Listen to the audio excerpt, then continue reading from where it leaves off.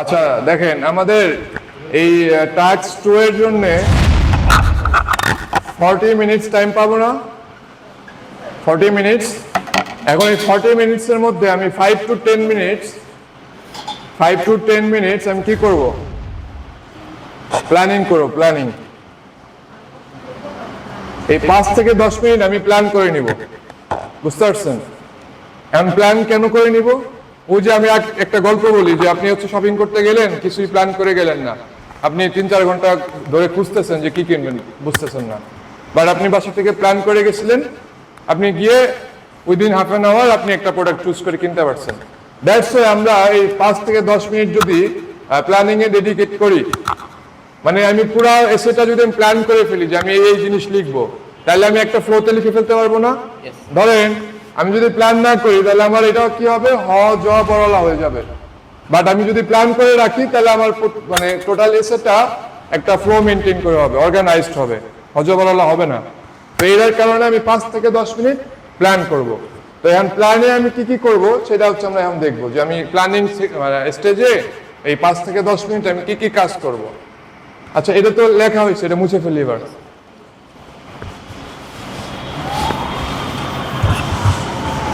শুরুর 5 থেকে 10 মিনিট আমি প্ল্যান করব। তো আমার কোশ্চেনটা হচ্ছে যে বিগ স্যালারি আর একটা হচ্ছে কি জব স্যাটিসফ্যাকশন, হ্যাঁ এই দুইটার মধ্যে হচ্ছে কোনটা বেশি ইম্পর্টেন্ট, এটা নিয়ে হচ্ছে আমার কি করতে হবে। এখন এটা বিগ স্যালারি কার কার কাছে ইম্পর্টেন্ট মনে হয়? আপনি এরকম একটা করবেন, শখ কষবেন। শখটা কিভাবে করবেন?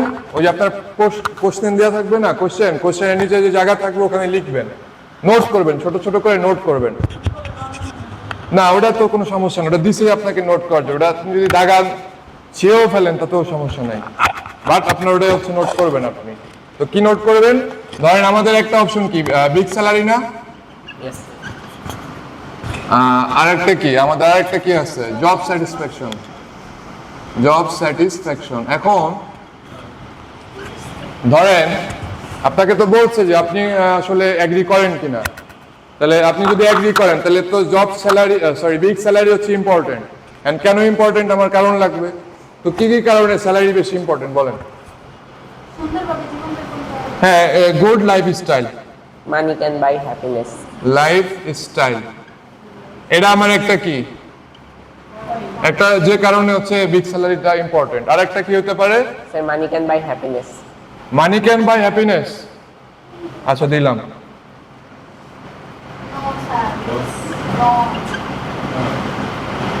আপনি এখানে মানে ইজি চিন্তা করতে পারেন, সেটা হচ্ছে যে হাই প্রাইস রেঞ্জ অফ কি বলে গুডস, হ্যাঁ যে হাই প্রাইস গুডস এমন দিতে পারেন না নাকি, যেই কারণে আসলে বিগ স্যালারি ইম্পর্টেন্ট। একটা ভালো জীবন যাপনের জন্য আমার বিগ স্যালারিটা দরকার, তাই তো? হ্যাঁ মানে প্রাইস বাড়তেছে, এটা হ্যাঁ যে এটাই লিখতেছে যে হাই প্রাইস অফ গুডস। ওকে, তো এই কারণে আমার হচ্ছে বিগ স্যালারিটা ইম্পর্টেন্ট। এখন আমাকে বলেন যে জব স্যাটিসফ্যাকশন কি কারণে ইম্পর্টেন্ট? হ্যাঁ মেন্টালি, যে gives you a fulfillment।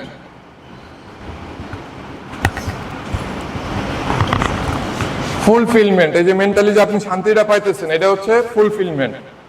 এরপর আর কি দিতে পারে আপনাকে? সামাজিকভাবে অনেক উন্নত থাকা যায়। উন্নত থাকা যায় কিভাবে? সামাজিকভাবে উন্নত থাকা যায় কিভাবে? আমাদের কিন্তু প্রত্যেকটা পয়েন্টে রিজনিং থাকতে হবে।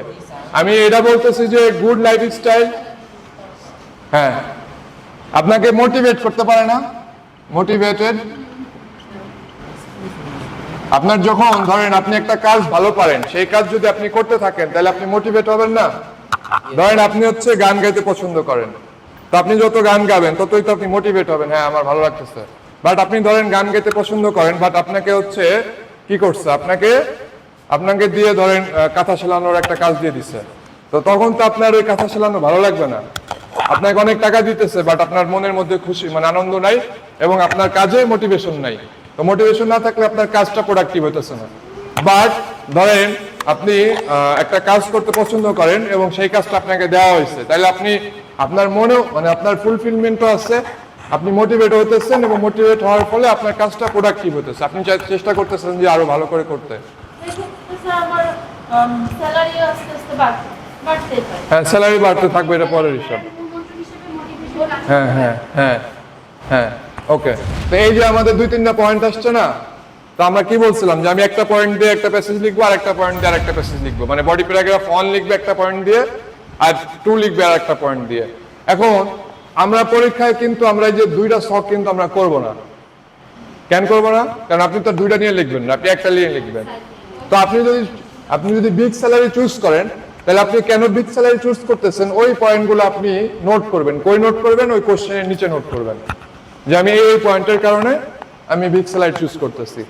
অথবা আমরা যদি জব স্যাটিসফ্যাকশন চুজ করি, তাহলে আমি এই পয়েন্টগুলো নোট করব যে আমি gives you a fulfilment, sense of fulfilment দেয়, আমাকে মোটিভেট করে। এই 2টা পয়েন্ট আমি হচ্ছে চুজ করলাম জব স্যাটিসফ্যাকশনের জন্য। তো এই কাজগুলো আমি কোন টাইমে করতেছি বলেন তো? ওই যে শুরুর 5 থেকে 10 মিনিটের মধ্যে। তো এটা যখন আমার করা হয়ে যাবে, ধরেন আমি চুজ করলাম যে আমি আসলে জব স্যাটিসফ্যাকশনকে প্রাধান্য বেশি দেই, তাহলে আমার আর এগুলো তো লাগতেছে না। আমি এই যে 2টা পয়েন্টই বের করছি যে আমাকে হচ্ছে ফুলফিলমেন্ট দেয়, fulfilment means happiness, inner peace. আর একটা হচ্ছে আমাকে মোটিভেট করে, আমি প্রোডাক্টিভ হই, আমি কাজগুলো আরো ভালো করে করি। এটা হচ্ছে আমার স্ট্যান্ড, যে আমি আসলে এগ্রি করি না যে big salary is not much more important than job satisfaction. Agree করি না, কারণ কি? কারণ হচ্ছে জব স্যাটিসফ্যাকশন আমাকে give me a sense of fulfillment and it motivates me a lot. এই 2টা রিজনে আমি হচ্ছে কি করি, আমি হচ্ছে জব স্যাটিসফ্যাকশনকে প্রাধান্য দেই। আর এই যে আমি প্ল্যানিংটা করলাম যে আমি জব স্যাটিসফ্যাকশন চুজ করলাম, এটা আমার একটা রিজন, এই আর একটা রিজন। তো এই রিজনের জন্য আমি হচ্ছে রিজনিং করব, এটার জন্য আমি রিজনিং করব। এই 2টা পয়েন্ট নিয়ে এটা নিয়ে আমি বডি প্যারাগ্রাফ 1 লিখতে পারবো, এটা নিয়ে আমি 2 লিখতে পারবো। তো অলরেডি আমার হচ্ছে একটা প্ল্যানিং হয়ে গেছে। আর কনক্লুশনে তো আমি জাস্ট যা লিখছি সবগুলাকে হচ্ছে আমি নতুন করে জাস্ট আবার বলবো। তো এখন আমার কিন্তু আমি যদি এখন লিখি, তাহলে কিন্তু আমার জিনিসটা একটা অর্গানাইজড ম্যাটার মানে মেনটেন করবে, অর্গানাইজেশন মেনটেন করবে। ইয়েস। তো এটা আমরা সব সময় রাইটিং টেক্সট 2 লেখার শুরুতে এই 5 থেকে 10 মিনিট আমরা হচ্ছে কি করব, আমরা এই যে এই প্ল্যানিং এ কাজে লাগাবো।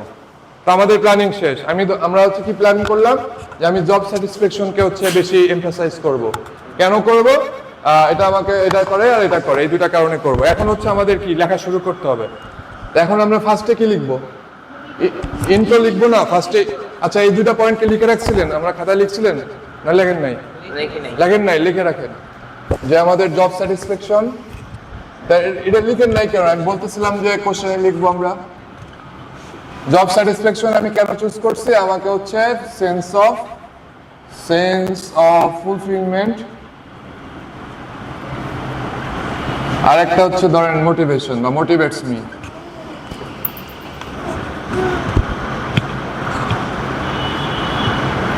ধরেন 2টা জিনিস আমার কারণ, এটা আমি খাতায় লিখে রাখবো।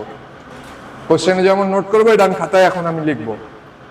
লেখা শেষ হলে বলেন। Yes sir, শেষ। শেষ? Yes sir. ওকে। এখন হচ্ছে খাতায় লিখবেন। আমি এখন থেকে যা যা লিখবো সবকিছু খাতায় নোট করবেন। তো এখন আমরা হচ্ছে ইন্ট্রোডাকশন লেখা শিখবো। ইন্ট্রোডাকশন।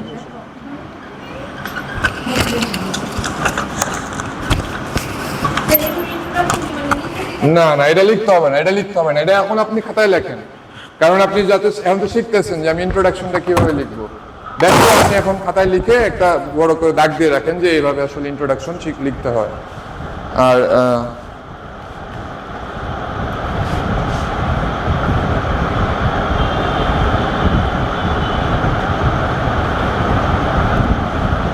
ফার্স্ট সেন্টেন্সে আমি কি করব? আমি হচ্ছে রিফ্রেজিং দ্য কোয়েশ্চেন লেখেন, এটা খাতায় লিখে রাখেন যে আমি প্রথম সেন্টেন্সটা ইন্ট্রোডাকশনে আমি যে ইন্ট্রোডাকশন লিখবো, ইন্ট্রোডাকশনের ফার্স্ট সেন্টেন্সটা আমি কি লিখবো? সেটা লিখবো হচ্ছে রিফ্রেজিং দ্য কোয়েশ্চেন। আমি হচ্ছে কোয়েশ্চেনটাই রিফ্রেজ করব।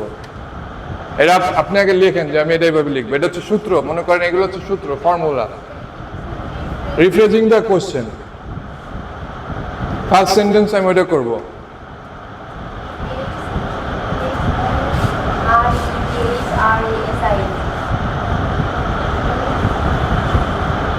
Rephrasing the question. এখন আপনারা কি জানেন এই রিফ্রেজিং মানে কি? Anyone? What does it mean by rephrasing? Sir মিনিংটা ভালোভাবে বলুন। হ্যাঁ, আপনার হয়েছে মিনিং? মিনিংটা বলতে না। মিনিংটা বোঝানো। হ্যাঁ, সবই হচ্ছে, বাট এক্স্যাক্টলি হতেছে না। ধরেন আমি বললাম যে আমি এখন ভাত খাবো, আবার আমি এই সেন্টেন্সটা আমি বলতেছি কি যে আমার ক্ষুধা লাগছে এই জন্য আমি এখন ভাত খাবো। মানে একই জিনিস আমি হচ্ছে ঘুরায় লিখবো। সুন্দর সুন্দর মন্দর বুঝি না আমি। সুন্দর বলতে কিছু নাই। সুন্দর না, সুন্দর মানে সুন্দর তো হবেই, যা লিখবো সুন্দরই হবে। ধরেন আছে হচ্ছে এইভাবে লেখা আছে, ওই এটাকে হচ্ছে আমি ডিজাইন করে লিখলাম, এইভাবে ডিজাইন করে লিখতেছি, বুঝতেছেন? ধরেন আছে হচ্ছে আমরা ওই রিফ্রেজ মানে হচ্ছে সিনোনিম ইউজ করে সিমিলার ভাবে লেখা, বুঝতে পারছেন? ওই যে আমাদের রিডিং এ আমরা দেখি না যে কোশ্চেন একরকম থাকে আর প্যাসেজে ওই জিনিস একটু ঘুরায় লেখে, ওই জিনিসটা হচ্ছে রিফ্রেজিং। এটা ক্লিয়ার হয়ে যাবে আমরা এখন হচ্ছে ফার্স্ট সেন্টেন্সটা লিখবো। তা আমাদের কোশ্চেনে কি ছিল বলেন? কোশ্চেনের ফার্স্ট কোশ্চেনটা কি ছিল? হ্যাঁ, তো এখন আমরা এই জিনিসটাকে দেখেন কিভাবে লিখি। আমাদের ইন্ট্রোর ফার্স্ট সেন্টেন্স এটা যে it is often argued that এরপর তো লেখেন আগে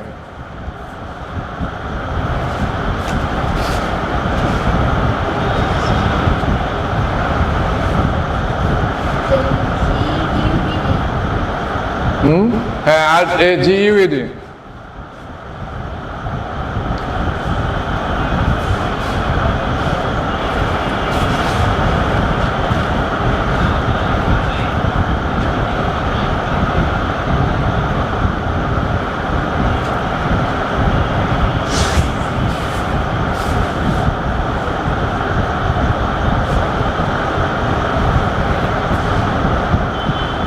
ওকে। এই যে একটা সেন্টেন্স লিখলাম, এখন আপনি বলতে পারেন যে এই সেন্টেন্সের সাথে আমার কোশ্চেনের যে সেন্টেন্সটা ছিল আমি কেই করছি, আসলে এক্স্যাক্টলি আমি করছিটা কি এই জায়গায়? সব সেম না? দেখেন আমি দু একটা ভোকাবুলারি জাস্ট চেঞ্জ করে দিচ্ছি। যেমন মোর ইম্পর্টেন্ট ছিল, ওটাকে আমি কি লিখছি? অ্যাডভান্টেজিয়াস। আর স্যালারিটা লিখছি আমি কি? ওয়েজ। ওয়েজ মানে যে স্যালারি, এটা তো জানি নাকি? Wage means salary. Wage is another similar of salary, similar word of salary. Okay, তো এই যে দেখেন আমি কয়েকটা ওয়ার্ডকে জাস্ট অদল বদল করে, মানে অদল বদল করাটাই আসলে রিফ্রেজিং, বুঝতে পারছেন এবার? যে আমার কাছে যা থাকবে ওটাই আমি জাস্ট অদল বদল করে লিখবো, তাহলে রিফ্রেজ করা হয়ে যাবে। যেমন হানি ইজ সুইট, এটাকে যদি আমি কি করে দেই? প্যাসিভ ভয়েসে লিখি যে হানি is sweet when it is tasted, তাহলে এই যে একটু অদল বদল করে ফেললাম না, এটাই রিফ্রেজিং করা। তো আমি হচ্ছে আমার ওই কোশ্চেনে যেটা থাকবে আমি চাইলে প্যাসিভ ভয়েস করে রিফ্রেজ করতে পারি, এবং প্যাসিভ ভয়েসের সাথে আমি দু একটা ওয়ার্ডকে অদল বদল করে দিব। যেমন এই যে এটা করছি, অ্যাডভান্টেজেস করছি, হাই স্যালারিকে করছি, আর একটা ফ্রেজ অ্যাড করছি যে ইট ইজ অফেন আর্গুড দ্যাট, এটুকু অ্যাড করে দিচ্ছি। হ্যাঁ, ওখানে বলছি, সরি আমি বুঝতে পারি নাই। না ওটা না, ওটা না, ওটা না। ফার্স্ট লাইন কি ছিল? যে high salary is more important than job satisfaction, এটা আমাদের ফার্স্ট লাইন না? এটা একটা স্টেটমেন্ট। তো ওই স্টেটমেন্টটাকে যেমন আমি বললাম যে হানি is sweet when it is tasted, এটা আমরা যে বাড়াই দিতেছি না, হোয়েন ইট ইজ টেস্টেড। তো বা আরেকটা আছে, ওটা ভুলে গেছি, যাও। তো ওই কথাটা কি? ওই কথাটা তো একটা স্টেটমেন্ট। তো ওইটাই আমি বলছি যে মানুষ বিলিভ করতেছে যে এটা, ওই কথাটাকে যে ঘুরাই দিচ্ছে, আর এটুকু জাস্ট এক্সট্রা অ্যাড করে দিচ্ছি, অফেন আর্গুড দ্যাট। ওই যে একটা স্টেটমেন্ট আমি লিখলাম, ওইটা মানে তো আর্গু করা, ওইটা মানে আর্গু করা না, ওই কথাটাকে জাস্ট আমি প্যাসিভ ফর্মে লিখে দিচ্ছি যে এটা আসলে এখন বলা হইতেছে কি? বলা হইতেছে যে কি এই যে it is more advantages to choose a job with high wage. এটা নিয়ে কি কারো কনফিউশন আছে? এখন আপনাদের যদি ধরেন অন্য কোনো কিছু আসে, অন্য কোনো কিছু আসে, শুরুতে আমি ইন্ট্রোডাকশনে কি করব, ওই যে আমার কোশ্চেনে যে সেন্টেন্সটা থাকবে ওই সেন্টেন্সটাকে জাস্ট রিফ্রেশ করে দেব। বুঝতে পারছেন? একটা ইজি এক্সাম্পল দেই, ইজি এক্সাম্পল ধরেন এমন আছে, ইট শোজ দ্য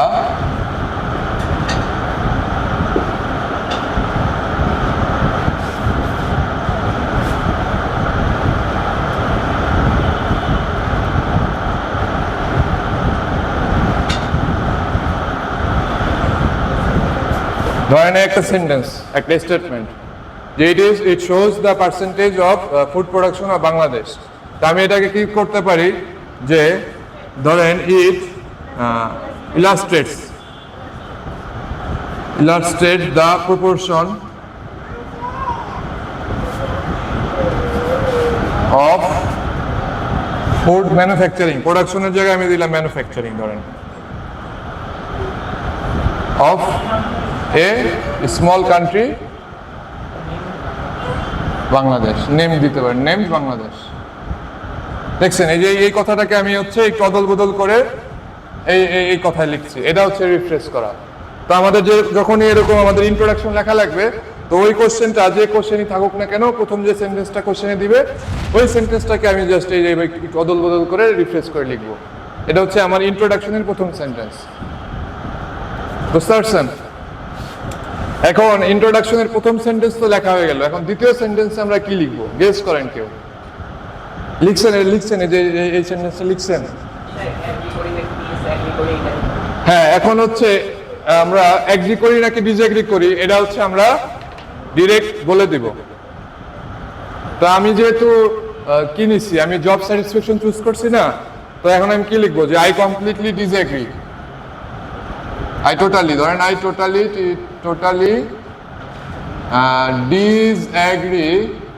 আমি এগ্রি করি না, ডিসএগ্রি করি না।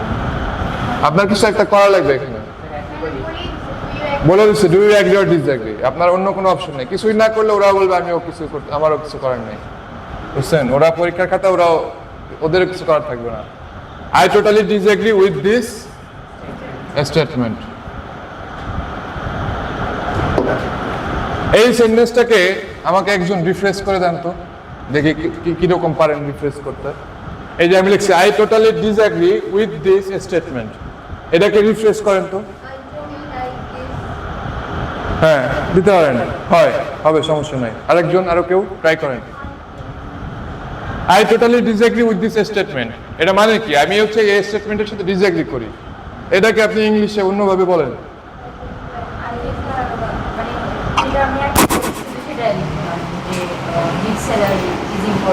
হ্যাঁ, ওটা বলতে পারেন যে I agree. not agree with this statement. True বলতে হবে না তো আপনার, ট্রু বললে তো তাহলে আপনি স্বীকারই করে ফেললেন যে হ্যাঁ ওটা সত্যি। হ্যাঁ I'm not agree with these statements. হ্যাঁ, এই যে এটা হচ্ছে একটা সুন্দর, আমরা সবসময় ইজি হতে চিন্তা করব। এখানে বলছে যে আই টোটালি ডিসএগ্রি, তাহলে আপনি তো এইভাবে বলতে পারেন যে I don't agree with this statement. এই যে দেখেন আই টোটালি ডিসএগ্রি না, এটা এরকম একটা না, I don't agree with this statement, এটাই তো হয়ে গেল। আবার আপনি স্টেটমেন্টের এখানে স্টেটমেন্ট না দিয়ে ভিউজ দিতে পারেন, ভিউজ বা স্ট্যান্স।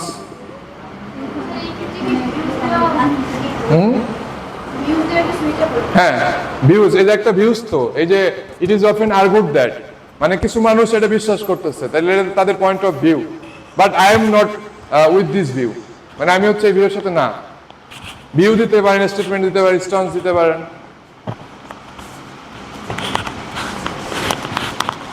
ওপিনিয়নও দিতে পারেন যে I totally disagree with this opinion, বা I don't agree with this opinion or statement দিয়ে এরপরে কি বলতে পারেন? আচ্ছা,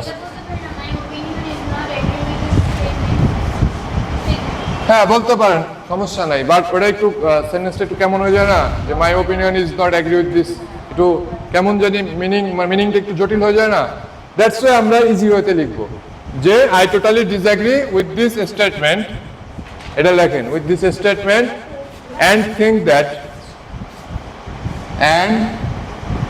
think that job satisfaction is more important.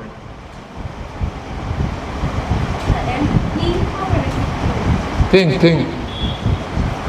Job satisfaction is more important than salary.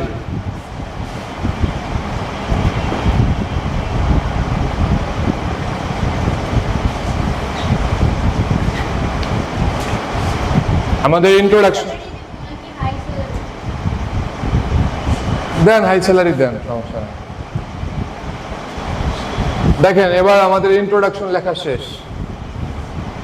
এখন আমাকে বলেন এখানে আমি এই যে এন্ড থেকে এই পুরাটা লিখলাম, এটা কেন লিখলাম? এটা তো না লিখলে হইতো নাকি? এটা লিখছি কেন? আমাদের নিজেদের এরা এদিকে সমস্যা হয়। হ্যাঁ, তো এটা তো না দিলেও নিজেরা বুঝে যাচ্ছে। আমি তো বলে দিচ্ছি যে I totally disagree with this statement. তবে এইটুকু আমি কেন লিখলাম, পরে এইটুকু আমি কেন লিখলাম?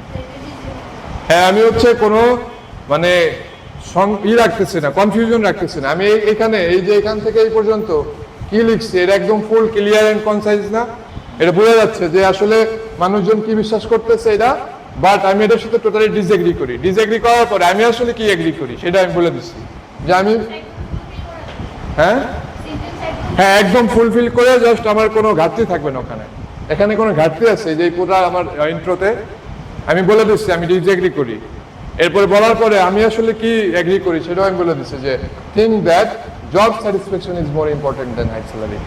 একদম ফুল ওরে মানে যে টেস্ট টেকার ও যদি ইন্ট্রোডাকশনটা দেখে তাহলে তো ওর কোনো কনফিউশন থাকবে না যে আসলে আপনি ডিসএগ্রি করেন নাকি এগ্রি করেন।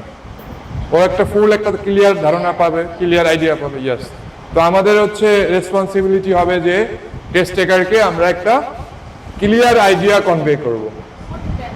হ্যাঁ, সবসময়। আর এই যে ইন্ট্রোটার লেখা শিখলাম, আমি সবসময় ইন্ট্রো এইভাবেই লিখবো। আমার প্রথম সেন্টেন্সটা কি করব, আমার কোশ্চেন থেকে যে ফার্স্টের সেন্টেন্স থাকবে ওইটাকে আমি রিফ্রেশ করব। এরপরে আমার যদি অ্যাগ্রি ডিসএগ্রি থাকে তাহলে হচ্ছে আমি এভাবে অ্যাগ্রি করবো অথবা ডিসএগ্রি করব। আর অন্যান্যগুলো থাকলে অন্যান্যভাবে করব।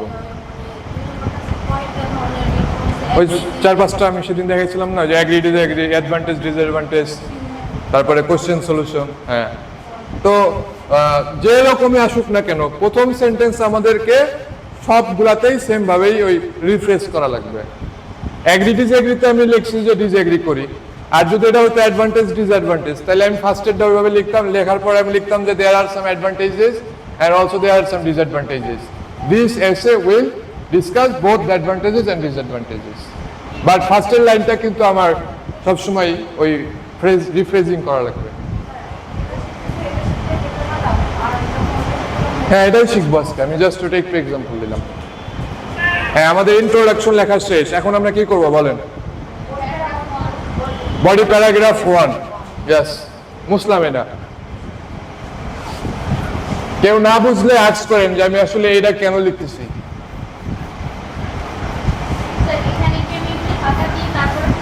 হ্যাঁ, এই যে এইভাবে লিখবেন, আমি দেখাই। ইন্ট্রোডাকশন শেষ, এখান থেকে একটু ফাঁকা দিলেন, এটা গ্যাপ দেওয়ার পরে এখান থেকে আবার এই যে বডি প্যারাগ্রাফ লিখতেছেন, বডি প্যারাগ্রাফ শেষ, আবার একটু গ্যাপ দিলেন, আবার বডি প্যারাগ্রাফ 2 লিখতেছেন, এটা শেষ, আবার একটু গ্যাপ দিলেন, এখান থেকে ইন্ট্রোডাকশন লিখতেছেন, সরি কনক্লুশন লিখে শেষ করেছেন। বুঝতে পারছেন? এই যে গ্যাপ, মানে প্রত্যেকটা আইসের পরে একটু স্পেস থাকবে আর কি। মানে প্যারা, একটা প্যারা, 2টা প্যারা, 3টা 4টা প্যারাই লিখবো আমরা। ওকে, এবার হচ্ছে আমরা বডি প্যারাগ্রাফ 1 লিখবো। On body paragraph 1, body paragraph 1 এর ফার্স্ট সেন্টেন্স যেটা, এটাকে বলা হয় টপিক সেন্টেন্স।